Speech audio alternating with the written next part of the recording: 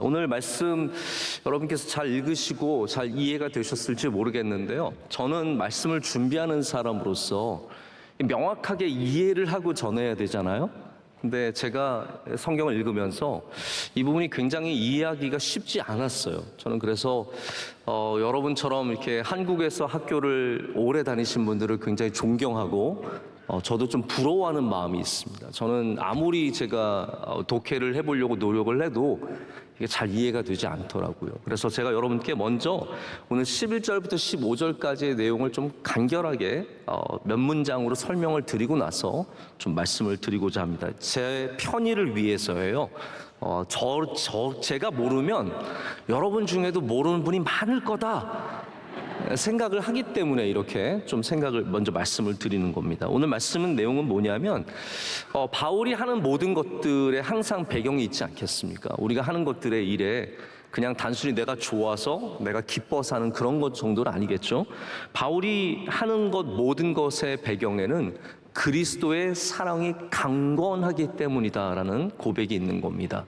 그리스도의 사랑이 강건하기 때문에 누군가 보기에 바울이 하는 것이 미친 것처럼 보일 수도 있고 또 온전해 보일 수도 있지만 바울이 하는 누군가 보기에 저 사람 왜 저래? 저 정도까지 해도 뭐하러 저 정도까지 할까? 이런 모든 미쳐 보이는 것조차도 그 모든 것들의 배경은 바로 그리스도의 사랑이라는 것이죠.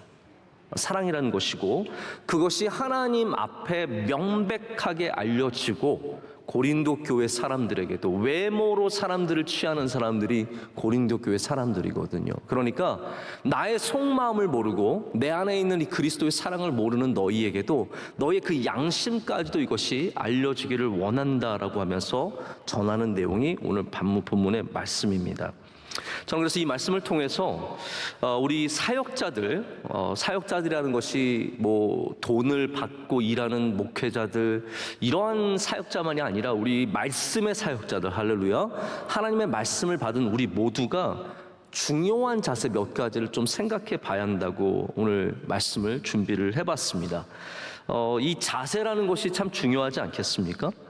사역자의 중요한 자세, 우리가 가져야 하는 올바른 자세들이 있는데 자세만 봐도 앞으로 어떻게 될 것인지 우리가 어느 정도 보입니다. 저 사람의 자세가 건강한 자세인지 올바른 자세인지, 아니면 목회를 해도 뭔가 잘하고 있는 것 같지만 이 자세가 잘못되어 있다면 그 사람이 롱런하기 힘들 거라는 것을 판단해 볼 수 있거든요. 하나님은 중심을 보시는 분이십니다. 할렐루야. 그래서 오늘 말씀에도 외모에 대한 말씀이 나왔어요. 외모가 참 중요하게 보이고 그것들이 고린도 교회 사람들에게 많이 어필을 했겠죠. 제가 오늘도 우리 김도현 사역자님 뒤에서 보면서 참 멋있다. 여러분, 멋있는 남자가 어떤 남자 멋있어요? 피아노 치는 남자 멋있죠. 또 누가 멋있어요? 노래 잘하는 남자 멋있죠. 근데 피아노 치면서 노래까지 잘하면, 그러나 여러분, 하나님은 사람을 외모로 취하지 않으십니다. 여러분, 그런 거에 넘어가시면 안 된다는 거예요. 그 마음, 우리 사역자님의 하나님을 향한 마음, 하나님께서 그것을 먼저 보시지 않겠습니까? 여러분, 그 가치관이 절대로 흔들리지 않으시길 축복합니다. 사람이 외모가 안 중요할 수 없어요. 제가 어떤 강연자 얘기를 들어보니까 예쁘면 고생한대요. 근데 안 예쁘면 더 고생한대요. 굉장히 공감이 가지 않습니까? 외모가 중요하겠죠. 그러나 우리 하나님은 외모로 자랑하는 사람을 절대로 사용하시지 않을 뿐더러 외모로 자랑하는 사람들은 하나님이 세운 사람이 아니라는 것을 명백히 알아야 된다는 거예요. 우리 마음으로 하나님께 나아가야 합니다. 우리 마음에 있는 것. 좋은 그리스도인이 되기 위해서는, 제가 누누이 대예배 때도 우리 주일 낮 예배 때도 그런 말씀을 전했고 다양한 곳에서 그런 말씀을 계속해서 반복하고 있지만, 좋은 그리스도인이 되려면 우리 자세에 대한 묵상이 있어야 합니다. 나의 자세가 하나님 앞에 바른 자세인지, 나의 모습만이 아니라 나의 자세가 어떠한 자세인지에 대해서 분명히 매일같이 우리 매주, 매달, 매해 항상 그것을 돌아보는 은혜가 있으시길 축복합니다. 자, 그러면 첫 번째 중요한 우리 자세는 무엇이겠습니까? 하나님을 두려워하는 자세입니다. 우리 11절 말씀을 보면 이렇게 되어 있습니다. 우리는 주의 두려우심을 알므로예요. 우리는 주의 두려우심을 안다라는 겁니다. 여러분, 이것처럼 복된 지식이 없습니다. 하나님을 아는 사람은 하나님을 두려워해야 하는 그 사실을 알아야 하고 하나님을 두려워하는 마음을 가져야 합니다. 여러분, 하나님을 두려워하면 어떤 마음이 있습니까? 자유하지만 절제하는 마음이 있습니다. 하나님을 두려워하면 기쁘지만 조심합니다. 하나님을 두려워하면 감사하지만 동시에 연약한 자들을 돌보게 됩니다. 하나님을 두려워하면 피곤하지만 동시에 보람을 찾게 됩니다. 내키지 않았지만 하나님을 두려워하면 거기서 하나님의 뜻을 발견하게 됩니다. 여러분, 하나님을 두려워하면 우리는 다양한, 굉장히 다른 경험들을 하게 됩니다. 사람이 기쁘면 들뜨게 됩니다. 그래서 실수도 많이 하게 되죠. 그러나 하나님을 두려워하는 사람은 기쁘면서 조심하게 됩니다. 참 중요한 삶의 자세인 것 같습니다. 제가 들뜨면 저희 어머니께서 늘 저를 이렇게 좀 가라앉히게 노력을 하셨어요. 하나야, 너무 좋은 말씀 하셨어. 나대지 마라. 하나야, 너무 나대지 마라. 나대다가 꼭 실수하는 거예요. 깨뜨리고 넘어지고 다치고. 기뻐하다가 사람이 얼마나 많은 실수를 하는지 모릅니다. 여러분, 잘 될 때 하나님을 두려워하시길 축복합니다. 나에게 좋은 일이 있을 때, 복된 일이 있을 때 우리 하나님을 두려워하는 사람은 거기에 도취되지 않습니다. 왜냐하면 우리 중심에 하나님을 두려워하는 마음이 항상 있기 때문입니다. 바울이 하나님을 두려워하는 사람인 것을 우리는 여러 곳에서 증거를 찾아볼 수 있습니다. 바울은 교만하지 않았습니다. 할렐루야. 교만함이 하나님을 두려워하지 않는 가장 중요한 증거 중에 하나입니다. 겸손한 사람은 하나님을 두려워하는 사람입니다. 바울은 자랑하는 법이 없었습니다. 자랑해도 그의 약함을 자랑하였습니다. 그의 부족함을 자랑했습니다. 사람들을 함부로 대하지도 않았습니다. 이런 모든 것들이, 바울이 갖고 있는 특징들이 바로 하나님을 두려워하는 사람의 자세인데, 우리 고린도 전후서를 보면 바울이 때로는 정말 바울에게 교만하게 굴고 거칠게 굴고 또 자기 마음대로 하는 이런 고린도 사람들에게 어떻게 대했는지를 볼 수 있습니다. 여러분, 참 겸손하게 주님의 말씀을 전하기 위해서 계속해서 하나님을 두려워하는 마음으로 전했던 것을 우리가 고린도 전서에서도 봤고 지금 후서에서도 보고 있다는 거죠. 하나님을 두려워하지 않는 교회는 인간의 뜻대로 돌아갑니다. 여러분, 하나님을 두려워하지 않는 교회의 모습들 한번 생각해 보십시오. 강대상에서 싸웁니다. 하나님을 두려워하지 않는 거예요. 설교자를 끄집어 내립니다. 하나님을 두려워하지 않는 거예요. 설교를 자기 마음대로, 기도를 자기 마음대로 합니다. 그게 하나님을 두려워하지 않는 그러한 교만한 인간들의 모습입니다. 여러분, 우리는 하나님을 두려워하는 자세를 잊지 않기를 소망합니다. 우리 명성교회는 하나님을 두려워하는 교회가 되어야 합니다. 우리가 하는 것에 있어서, 우리가 꿈꾸는 것에 있어서, 우리가 소망하고 바라는 것에 있어서 하나님을 두려워하는 마음을 갖고 있어야 이 교회가 하나님의 영광을 드러내게 될 줄로 믿습니다. 그래서 교회가 하나님을 두려워해야 되고요, 목회자가 극도로 하나님을 경외해야 하고 성도들이 하나님을 두려워해야 합니다.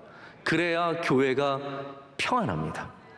교회에 은혜가 있습니다. 조금씩 사람들끼리 다투는 일도 있고 부족한 것도 있지만 하나님을 두려워하는 교회는 사탄이 침범하지 못한다는 것이죠. 깨어있는 교회가 될 수 있습니다. 그래서 이 두려워하는 자세가 첫 번째 우리 사역자들이 가져야 하는 중요한 자세입니다. 두 번째는 하나님 앞에 알리어지라입니다. 11절 말씀 계속 보시면 이렇게 되어 있습니다. 사람들을 권면하거니와 우리가 하나님 앞에 알리어졌으니 라고 되어 있습니다. 자, 바울은 분명한 믿음이 있었어요. 내가 사람들은 몰라줘도 고린도 교회 사람들은 나를 우매한 사람이요, 말 바꾸는 사람이요, 연약한 사람이요, 말에 힘이 없는 사람이요, 능력이 없는 사람이라고 사람들은 몰라줘도 자기는 하나님께 알려졌음을 믿었다라는 거예요. 여러분, 이게 얼마나 중요한 자세입니까? 여러분을 하나님이 아신다니까요. 여러분의 마음을 아시고 여러분의 상황을 아시고 여러분의 뜻을 하나님께서 아시기 때문에 우리는 하나님께 알려진 바 된 줄로 믿습니다. 그것을 믿고 살라라는 거예요. 바울이 그것을 못 믿었으면 어떻게 사역을 할 수 있겠습니까? 하나님이 날 몰라주시는데, 하나님이 나의 상황을 몰라주시는데, 나의 억울함과 나의 아픔과 나의 상처와 나의 기쁨과 나의 슬픔을 하나님이 몰라주신다면 누가 알아주겠냐라는 거죠. 여기 알아주신다는 말은요, 영어 성경에는 plain to the sight라고 되어 있어요. 이게 무슨 말이냐면 보기에 명백하다는 거예요. 여기는 가부를 정할 수 없기 힘든 어떤 그러한 애매모호함이 있는 것이 아니라 하나님 눈에 명확한 거예요. 하나님 보시기에 좋은 것들이라는 거죠. 여러분, 이 말이 참 귀한 말인 것 같습니다. 하나님 보시기에 바울의 의도와 바울이 전하는 복음, 자, 여기 외모가 중요한 사람들 있지 않습니까? 자, 이 사람들이 어떠한, 글쎄요, 대우를 고린도 교회에서 받았을까요? 바울이 이제 그걸 알고 있거든요. 여기 외모가 멀쩡한 사람들이 왔어요. 뭔가 예루살렘에서 멋진 옷을 입고 와가지고 증명서 가지고 와서 우리는 어느 신학교를 나왔고 어떤 박사고 우리는 어떠한 연줄이 있고 우리 부모님은 얼마나 유명한 목사님이고 다 가져와서 보여주면서, 그러니까 너희는 이제 우리 말을 들으라라고 했을 때 고린도 교회 사람들이 뿅 간 거예요. 한마디로 말하자면 바울이 전하는 복음이 아니라 이들이 전하는 복음의 비본질적인 요소들에 푹 빠져버린 거예요. 그렇기 때문에 바울이 지금 하나님 보시기에 명확한, 하나님 보시기에 올바른 복음을 자기가 전하고 있다는 것을 여기서 얘기하고 있는 겁니다. 그러니까 보기에 좋은 사람들이 전하는 것이 아니라 하나님께 명백한 복음. 여러분, 우리는 사람들이 좋다고 하는 복음이 아니라 하나님께 분명한 복음을 믿어야 합니다. 이게 정말로 중요한 부분이라고 생각을 합니다.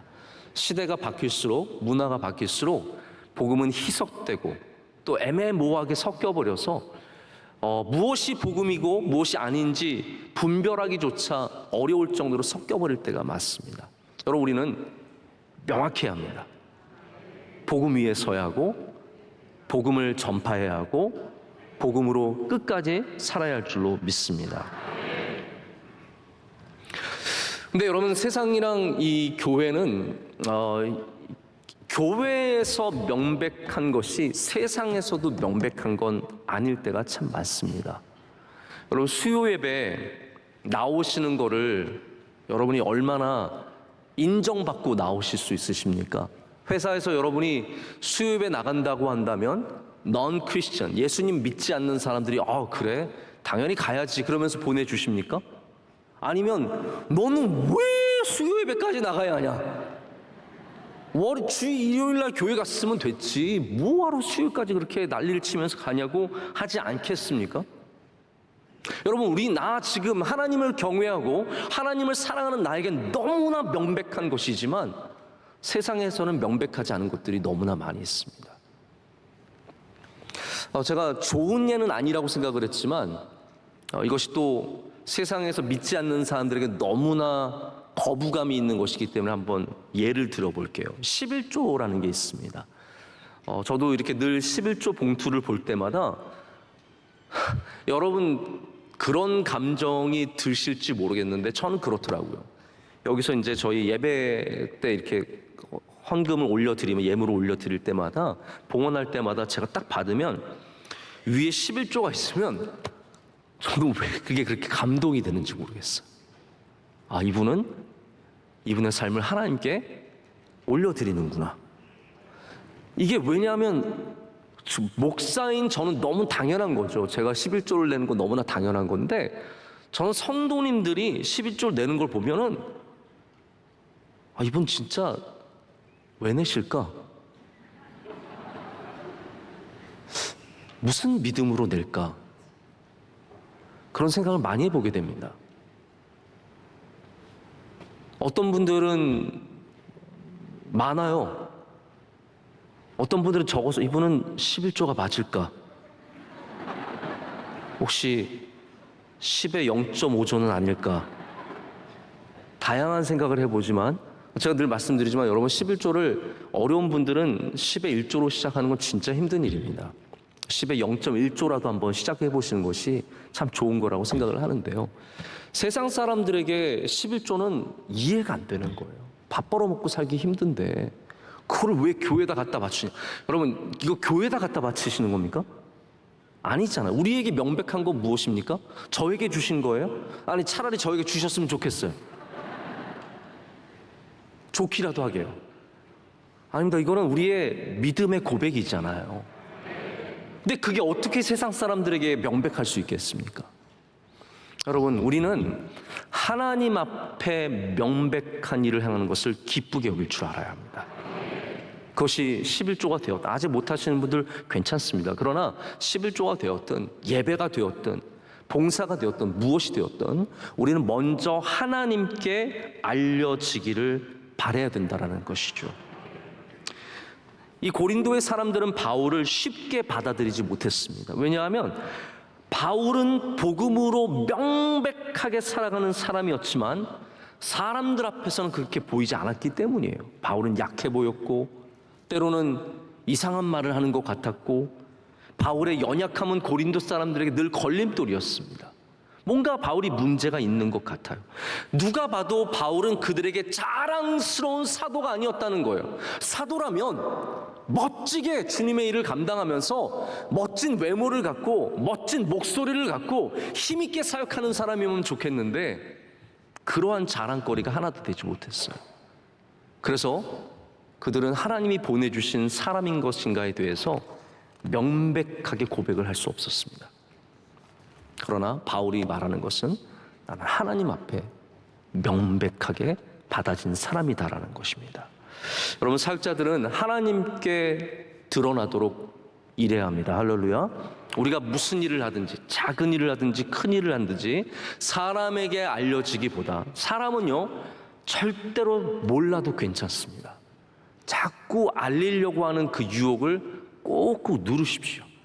더 누르고 더 누르고 하나님께서 아시는 것으로, 할렐루야, 그것으로 만족하시면 거기에는 능력이 있습니다. 거기는 힘이 있습니다. 여러분, 그럴 때 여러분이 하나님께 알려짐으로 말미암아 위로와 힘을 얻는 주님의 종들이 될 줄로 믿습니다. 자, 세 번째는 그리스도의 사랑의 강권함을 받는 일입니다. 여기 참 중요한 단어가 있죠. 강권이라는 단어가 있습니다. 여러분께서 성경을 찾아보시면 아시겠지만 강권이라는 단어는 신약 성경에 거의 나오지 않습니다. 이 단어 여기 나오는 이 고린도후서 5장이 거의 유일할 정도로 강권이라는 단어는 잘 나오지 않습니다. 그러면 그리스도의 사랑의 강권함을 받으라는 말이 무슨 말일까요? 자, 제가 배경부터 좀 말씀을 드립니다. 여긴 중요한 이유가 있습니다. 왜 이렇게 말을 하느냐? 내가 왜 주님의 사랑으로, 그리스도의 사랑으로 강권함을 받았는지에 대해서 말하냐면요, 그 전절 때문입니다. 그 전절에 어떻게 되어 있습니까? 13절 말씀 우리 다 한번 함께 읽어보겠습니다. 우리가 만일 미쳤어도 하나님을 위한 것이요 정신이 온전하여도 너희를 위한 것이니. 자, 이게 굉장히 독립적인 문장인 것 같지만 이 모든 것을 받쳐주는 문장이 바로 다음에 그리스도의 사랑이 우리를 강권하시는도다 입니다. 제가 설명을 좀 드릴게요. 바울은 남들이 보기에 좀 지나치다라는 면이 있었습니다. 자, 여러분께 좀 질문을 드려보고 싶어요. 여러분은 무난한 분이세요? 아니면 조금 지나친 분이세요? 자, 뭐가 좋은 것 같으세요? 무난한 게 좋으시죠? 이제 좀 이러면 헷갈려요. 목사님 무슨 의도를 갖고 물어보나? 여러분, 정답을 맞추려고 하지 마시고 그냥 여러분의 생각을 여쭤보는 거예요. 우린 무난한 게 좋다고 생각을 해요. 제가 그런 소리 들을 때 저는 참 기분이죠. 목사님은 참 무난하세요. 전 그럴 때 나는 무색무취하고 괜찮은 사람이구나. 목사님은 지나치세요 라고 하면은 글쎄요, 그게 칭찬이 될까요? 바울은 지나친 사람이었어요. 뭐에 지나쳤습니까? 복음에 지나친 사람이었어요. 복음에 지나치게 매진하는 사람이었어요. 여러분의 지나친 부분들이 뭐가 있는지 한번 생각을 해보세요. 나는 이 부분에 지나치다. 어떤 분은 운동에 지나치게 하시는 분이 있고요. 어떤 분은 먹는 거를 또 지나치게 좋아하시는 분이 있고요. 그래서 제가 보면은 목회자가 잘 먹으면 이런 일이 있어요, 여러분. 목회자가 잘 먹으면요, 잘 먹어서 좋다고 하잖아요. 많이 먹으면 많이 먹어서 되게 싫어합니다. 그래서 목회자들도 늘 조심해야 돼요. 먹는 거 수준을 많이는 먹지만 지나치게는 먹지 않는, 굉장히 여기 놀라운 이 중용의 능력이 필요하거든요. 여러분이 지나친 것이 무엇입니까? 여러분이 지나친 것이 사실은 여러분의 정체성이에요.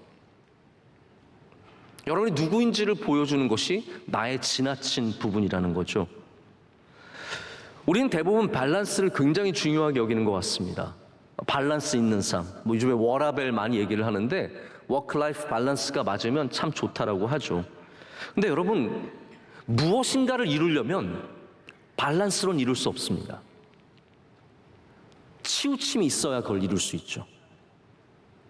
우리 김도현 사역자님 피아노 밸런스 있게 쳤는데 여기까지 왔을까요? 전 그렇게 생각하지 않습니다.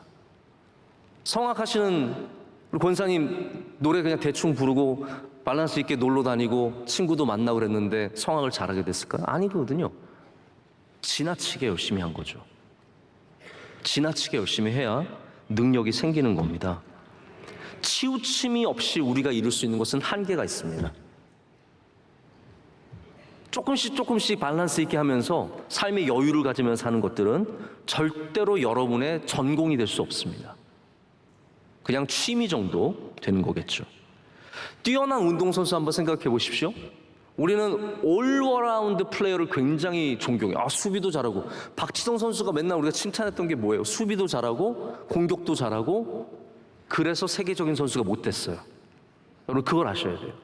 우리는 박지성 선수가 세계 최고의 선수지만 세계 레벨에서는 박지성 선수 같은 선수는 많았어요. 한 분야의 공격을 진짜 잘하든지 수비를 진짜 잘하든지 그래야 세계적인 선수가 되는 거지, 올어라운드 플레이어는 한계가 있습니다. 되게 감독한테는 좋지만 사실은 뭐 연봉이나 인기나, 그래서 농구 선수를 봐도요, 올어라운드 선수는 몇 명 안 되고요, 그런 선수들은 대단하지도 않아요. 리바운드를 엄청 잘한다든지 3점 슛을 엄청 잘 쏜다든지 아니면 싸움을 엄청 잘한다든지 뭐라도 하나를 잘해야 돼요. 치우침이 있어야 된다라는 거죠. 우리 예수님께서는 물론 우리에게 밸런스의 모델도 되어 주셨습니다. 바쁘신 가운데 기도하러 가셨고, 사람들이 몰려오면 또 사람들을 치우고 홀로 조용히 떨어져서 나가시는 그러한 밸런스를 많이 보여주셨습니다. 하지만 동시에 예수님께서는 죽을 정도로 우리를 사랑하셨습니다. 예수님에게 치우침이 없었다면 우리는 절대로 구원받을 수 없습니다. 예수님 우리를 사랑하시되 죽기까지 우리를 사랑하신 겁니다. 여러분 그것이 밸런스입니까? 엄마가 밸런스입니까? 아빠가 밸런스입니까? 신앙이 밸런스일까요? 신앙은 밸런스가 아닙니다. 신앙은 반드시 치우침이 있어야 합니다. 그렇기 때문에 바울은 치우침이 강한 사람이었어요. 펜스 위를 걸어가는 밸런스가 대단한 것 같지만 누가 조금만 당겨도 떨어져요. 바람이 불어도 떨어집니다. 우리가 말하는 쉼과 신앙의 밸런스, 요즘에 그런 걸 참 많이 얘기합니다. 뭐 교회만 다녀서 되나요? 저도 거기에 동감합니다. 당연히 여러분 쉬기도 하고 여행도 가야 하고 가족들과 시간도 보내야죠. 그런데 많은 경우 밸런스는 게으름의 핑계이며, 그리고 귀찮음의 핑계이며, 결국은 뭐하러 그렇게 열심히 나가 하다가 신앙과 멀어지고 예수님과 멀어지는 그런 일들이 얼마나 많은지 모릅니다. 여러분 믿음의 열정을 버리지 마시기를 축복합니다. 하나님이 주신 열정이 있다면 이거를 자꾸 맞추려고 하지 마십시오. 지나치게 믿으시고 지나치게 기도하시고 지나치게 주님을 사랑하십시오. 거기에 영적인 능력이 있게 되는 줄로 믿습니다. 바울을 보면 그의 열정과 충성에 남들에게서 찾을 수 없는 지나침이 있었습니다. 그래서 그것 때문에 갈등도 많았어요. 바울은 좀 지나친 사람이에요. 여러분, 바나바, 나를 데려준, 나를 픽업한 바나바와 잘 지내면 얼마나 좋습니까? 하지만 복음을 향한 열정이 그거를 마가를 보고만 있을 수 없는 거예요. 그래서 바나바와 결국은 다투게 되는 거예요. 이게 다 지나쳐서 생기는 일이에요. 우리는 그래서 바울을 그 사건을 보면서 여러 가지 말을 할 수 있지만, 제가 오늘 말씀을 묵상하면서 그런 생각을 가졌어요. 어쩌면 하나님께서 그것을 좋게 보실 수도 있겠다. 하나님은 아셨을 수도 있겠다. 결국은 전도 여행 중에 싸워서 다퉈서 완전히 뿔뿔이 흩어져서 각자의 길로 걸어가지 되지 않습니까? 교회를 향한 열정은 어땠습니까? 그냥 바울이 적당하게 주중에 이틀은 일하고, 아닙니다. 바울이 뭐라고 얘기했습니까? 디모데후서에서 사장인가 디모데에게 뭐라고 나는 전제와 같이 부어졌다라고 말했습니다. 다 쏟아부은 거예요. 밸런스 있게 남아있는 게 아니라 완전히 쏟아부어서 전제와 같이 내가 부어지고 나의 떠날 시각이 가까웠으니 나는 선한 싸움을 싸우고 나의 달려갈 길을 마치고 믿음을 지켰으니 이제 후로는 나를 위하여 의의 면류관이 예비되었으므로 주 곧 의로우신 재판장이 그날에 내게 주실 것이며 내게만 아니라 주의 나타나심을 사모하는 모든 자에게도니라. 아멘. 확실하게 믿는 거예요. 싹 쏟아버리고 지나치게 버리고. 그래서 그게 고린도 교회 사람들에게는 어떻게 보였습니까? 미친 것처럼 보인 거예요. 저 사람 왜 저래? 미친 거 아니야? 여러분, 그런 말 우리 좀 하잖아요. 미친 거 아니야? 근데 이게 미쳤다는 말이요, 세계 공용어예요. 미국에서도 crazy라는 말 굉장히 많이 합니다. Are you crazy? 너 미쳤어? 그런 말 굉장히 많이 합니다. 미쳤다는 말은요, 도가 지나치다는 말이죠. 바울은 방언도 뜨겁게 했던 사람이고요. 그러나 바울을 보십시오. 방언을 그렇게 뜨겁게 했지만 예배의 질서를 위해서 방언을 절제하라고 말하지 않습니까? 그러나 그가 열심을 보여준 장소를 보십시오. 가는 강도를 당해도, 파선을 당해도, 수없이 매를 맞고 핍박을 당하여도 그가 복음 때문에 미쳤다는 말을 들을 정도로 그것에 치우쳐 있었습니다. 다 그 이유가 무엇입니까? 자기가 야망이 있어서일까요? 아니에요. 원래 바울은 야망이 있었지만 지금 야망 때문에 미칠 정도로 치우쳐 있는 것이 아니라 오늘 말씀에 보면 뭐라고 되었습니까? 하나님을 위한 것이요. 할렐루야. 하나님을 위한 것이래요. 여러분, 만약에 여러분의 신앙에 하나님께 정말 치우쳐서 완전히 기울어져 있으면 그것이 나의 잘됨을 위함이 아니라 하나님을 위함임을 기억해야 합니다.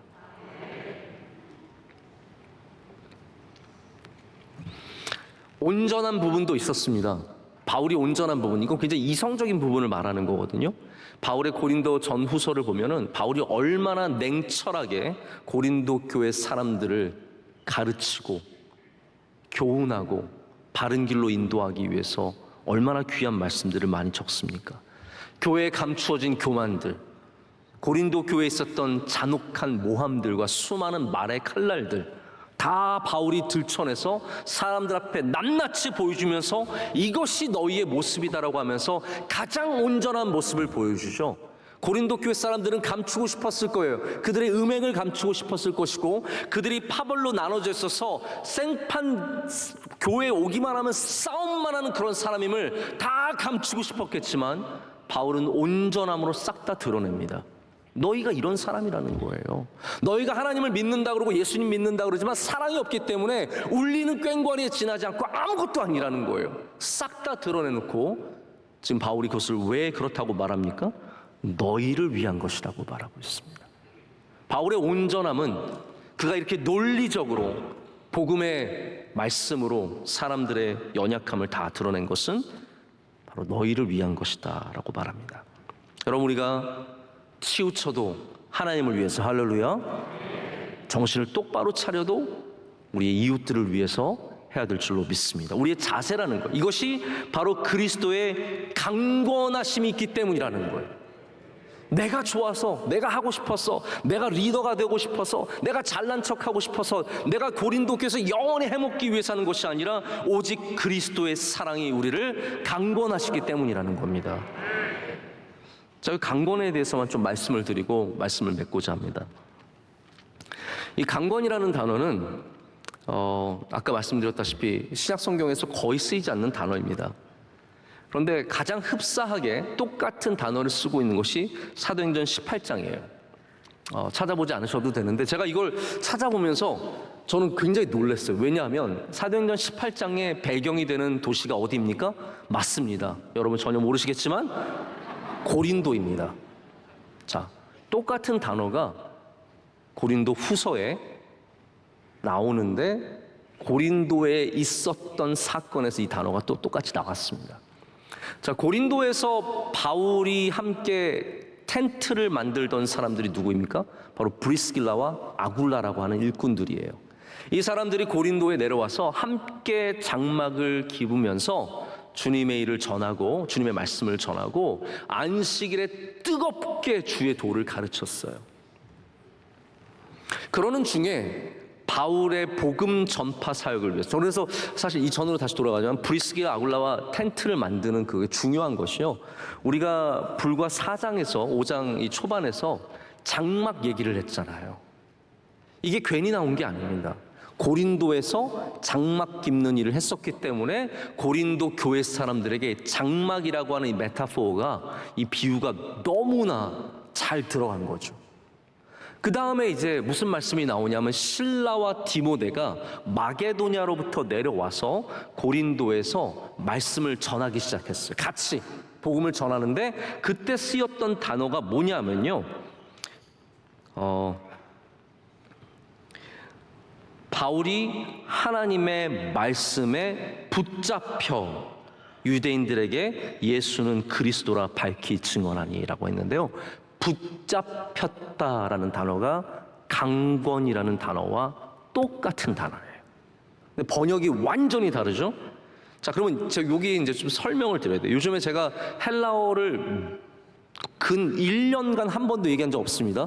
그러니까 오늘 제가 헬라어 잠깐 얘기하는 건 용서해 주시길 바랍니다. 저는 뭐 헬라어로 막 이렇게 하는 걸 별로 그렇게 썩 좋아하지는 않는데, 강권하다는 단어가 헬라어로 시네코예요. 시네코. 돼지코도 아니고 시네코예요. 네, 시네코. 시네코는 무슨 뜻이냐면, 이게 단어가 참 너무 은혜가 되는 단어예요. 이 단어는 조각이 나거나 떨어져 나가지 않도록 꽉 붙잡아 준다는 뜻이에요. 그래서 하나님의 말씀에 붙잡혀 떨어져 나가지 않도록 하나님의 말씀이 바울을 꽉 붙잡아 준 거예요. 그로 인해서 예수는 그리스도라고 담대하게 말씀을 전한 거죠. 여기 이것도 마찬가지입니다. 그 고린도 교회예요. 그때 회당에서 유대인들과 헬라인들에게 복음을 전할 때 하나님의 말씀에 붙잡혀 말씀을 전했어요. 그런데 지금 고린도 교회인들에게 또 편지를 쓰면서 그리스도의 사랑이 나를 붙잡았기 때문에 내가 이렇게 한다라고 말하는 거예요. 하나는 하나님의 말씀, 할렐루야. 또 하나는 그리스도의 사랑입니다. 여러분, 이것이 사역자의 은혜이며 사역자의 자세입니다. 우리가 무엇에 붙잡혀야 합니까? 바로 하나님의 말씀과 그리스도의 사랑에 붙잡혀야 합니다. 그리스도의 사랑은 그냥 우리 기분 좋게 해주는 사랑이 아닙니다. 사랑이 때로는요, 내가 사랑받는다는 사실 하나만으로 굉장히 기분이 업되고 좋아질 때도 있습니다. 하지만 그리스도의 사랑이 갖고 있는 더 큰 능력은 우리를 붙잡아 주는 거예요. 이 복음에서 떨어져 나가지 않도록, 주님의 몸에서 떨어져 나가지 않도록 우리를 꼭 붙잡아 주는 겁니다. 여러분, 부모님의 사랑이, 저 요즘에 이제 저희 큰애가 커가면서 제가 정말 저희 첫째, 둘째, 셋째 마찬가지인데 사랑한다고 표현했을 때 반응이 다 달라요. 저희 5학년짜리 아들은요, 사랑한다 그러면 뽀뽀를 막 당해줘요. 그래, 알았어, 너는 날 사랑해라, 나는 내 할 일을 할게. 그 느낌이에요. 저희 둘째는 둘째가 요번에 코로나 걸렸어가지고 저희가 집에서 에어허그를 했거든요. 멀리서 이렇게 사랑아? 그러면 저희 사랑이도 아빠? 그리고 같이 이렇게 막 에어키스 하고 서로 멀리서 5m 밖에서 이렇게 뽀뽀하고. 저희 사랑이는 사랑을 진심으로 표현합니다. 저희 막내는 그냥 시크 그 자체예요. 관심도 없고 뭐도 없어요. 저는 알아요. 저희 아이들이 중고등학생 되면 부모님의 사랑을 막 좋아하거나 받고 싶거나 그런 거에 들뜨거나 그러진 않을 거예요. 여러분의 아마 자녀도 그렇죠? 네, 중학생 남자애들 뭐 거의 걔네들은 영혼이 잠시 분리되어 있는 아이들과 마찬가지이기 때문에. 근데 여러분 이건 아셔야 됩니다. 우리 아이들이 우리의 사랑으로 인해서 마음이 들뜨거나 기분이 좋아지진 않지만 그 사랑으로 인해서 붙잡혀 있을 수 있습니다. 할렐루야. 되게 중요한 겁니다. 가정에 붙잡힐 수 있고 교회에 붙잡힐 수 있습니다. 그래서 사랑이라는 게 기분 좋아지는 것만이 끝이 절대로 아니라는 거죠. 우리를 해피하게 해주는 것만이 아니라 우리를 붙잡아주는 능력이 있습니다. 그리스도의 사랑이 바울 안에 있었을 때 바울은 떨어져 나가지 않았습니다. 사람이 흔들어도, 끌어내리려고 해도, 모함해도, 돌을 던져도, 바깥다리를 걸어서 메어쳐도 떨어져 나가지 않는 것이죠. 여러분, 사람들이 얼마나 쉽게 떨어져 나갑니까? 우리가 그리스도의 사랑과 하나님의 말씀이 아니면 우리는 금방 떨어져 나갈 수 있는 존재입니다. 마음 조금만 섭섭해도 딱딱 떨어져 나가는데요, 지치면 떨어져 나갑니다. 이사 가면 떨어져 나가고, 직장 바뀌면 떨어져 나가고, 결혼하면 떨어져 나가고, 유학 가면 떨어져 나가고, 승진하고, 취미가 생기고, 친한 친구 한 명만 다시 만나도 그나 친한 친구 만나느라 믿음과 떨어져 버리는 일들이 참 많이 있습니다. 근데 여러분, 우리가 다른 이유 때문에 교회에 붙어 있는 것이 아니라, 잘 생각해 보시죠. 내가 다른 이유 때문에 교회에 붙어 있는 것이 아니라 그리스도의 사랑이 나를 강권하기 때문에, 그리스도의 사랑이 나를 강권하기 때문에 붙잡혀 있다면 이 길을 영원히 주님께서 우리를 붙잡아 주실 줄로 믿습니다.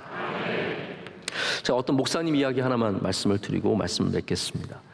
이 이야기를 전하신 목사님은 분명히 좀 다른 뜻으로 말씀을 전하신 것 같은데 저는 좀 다르게 은혜를 받았어요. 어떤 목사님이 이런 얘기를 전해 주셨대요. 이분이 담임으로 섬기고 있는 교회, 참 좋은 교회에 부름을 받아서 가게 되었는데 이 교회는 한 가정이 완전히 쥐고 흔드는 교회였던 거예요, 가보니까. 근데 이 유력한 집안이 목사님을 마음에 들어하지 않았어요. 그래서 뭔가 좀 트러블이 생겼겠죠. 잘 보이지 않았겠죠, 목사님이. 그러니까 미워하기 시작하고 쫓아내려고 별의별 모함을 다 하고 모욕을 주고 정말 망신을 다 주고 교회에서 어렵게 만들어서 목사님이 하루하루 살아가는 날이 너무너무 힘들었다고 합니다. 근데 이 교인이, 그 가정에 있는 그 교인이 그만 쓰러진 거예요. 자, 여러분 오해하지 마세요. 제가 뭐 목사님 괴롭히면 쓰러져요 뭐 그런 얘기 드리는 게 아니에요. 네, 이 사건 끝까지 들어보시면 아실 거예요. 그래서 이분이 쓰러지셔서 병원에 이제 응급실에 실려갔는데 가망이 없다라는 얘기를 듣게 되었어요. 못 일어난다. 근데 이분이 이제 나중에 얘기를 해주기를 자기가 딱 숨이 끊겨지는 걸 느끼고 이제 천사가 자기를 붙잡고 예수님께로 데려가는 걸 느꼈대요. 그러니까 쭉 올라가는데 예수님이 자기를 딱 보자마자 넌 내려가라. 네, 넌 내려가라. 되게 듣고 싶죠, 여러분, 그런 말. 네, 넌 내려가라. 어서 와라 이거 말고 넌 내려가라. 넌 내려가라. 가서 너 그 목사와 화해하고 그 목사한테 잘못했다고 하고 와라, 나중에. 그렇게 해서 딱 눈을 뜨니까 살아난 거예요, 이분이. 그래서 살아나자마자 그 목사님을 찾은 거예요. 우리 담임 목사님 불러달라고. 담임 목사님이 여러분 안 그래도 사이 안 좋은데 병원에 오라니까 찝찝해서 간 거예요. 갔더니 뭐 얘기 들어보니까 죽을 뻔하다 살아났다니까 그래도 너무 감사하죠. 갔더니 이분이 통곡을 하면서 목사님께 죄송합니다. 제가 잘못했습니다. 그러면서 다 잘 살게 되었다는 이야기예요. 근데 제가 이 말씀을, 이 간증, 이 이야기를 들으면서 여기에 있는 뭐 다양한 요소들이 있지만 여러분 그건 다 잊으시고요. 우리가 왜 교회에 붙어 있는가? 목사가 왜 교회에 가서 그 교회를 지키고 있는가? 성도가 왜 그 교회를 섬기고 있는가를 다시 한번 생각해 보게 되었습니다. 자, 여러분, 어려운 일 있으면 왜 버텨야 할까요? 욕먹으면서 왜 그 자리를 지켜야 하고, 어려운 일이 있는데도 왜 우리가 주님을 계속 섬겨야 하고, 교회에서 다양한 분야에서 일해보면, 저도 방금도 제가 새 예배 들어오려고 이렇게 들어오는데 우리 차량부 집사님이 뭐 배달 오토바이가 저 교회 앞을 너무 빨리 지나가는 거예요. 제가 오려고 하니까 또 집사님이 이렇게 잡아주려고 했는데 그 사람이 거의 쌍욕을 하고 지나가는 거예요. 그러니까 우리 차량부 집사님은 그냥 무심하게 듣고 그냥 그러시더라고요. 그래서 제가 참 대단하시다. 저는 욕을 듣고도 그냥 저런 거 듣고도 가만히 계시는구나. 여러분, 교회 섬기다 보면 별의별 일들을 당합니다. 근데 여러분, 왜 우리가 여기에 다른 사람들이 미쳤다고 하는 소리를 들어가면서 이렇게 열심히 지켜야 할까요? 그리스도의 사랑 때문이어야 합니다. 그리스도의 사랑 때문이어야 합니다. 여러분의 삶 속에 그리스도의 사랑이 붙잡아 주시고 은혜를 더하시고 우리가 미쳤어도 온전하여도 무엇을 하든 그리스도의 사랑 안에서 붙잡힌 바 되어 하기를 간절히 소망합니다.